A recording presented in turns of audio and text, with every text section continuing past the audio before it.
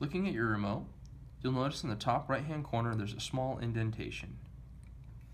Taking your flathead screwdriver, insert it in and twist.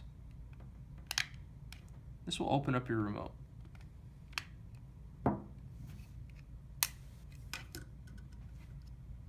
On the inside of the remote, there'll be a small silver holster on the bottom which contains your battery.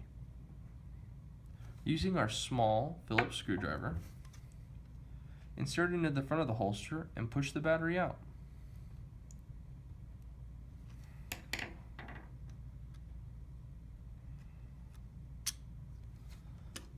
Once you've pulled out your battery, we can inspect it, and we see that there's two different sides.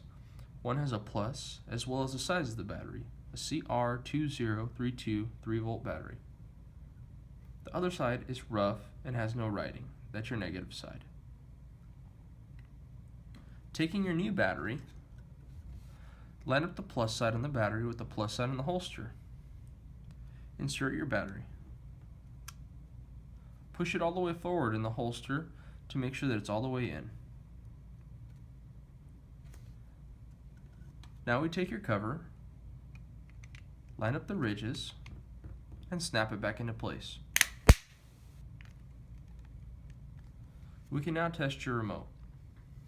Pressing the buttons, we notice that a light comes on. This does not necessarily mean that the battery is good.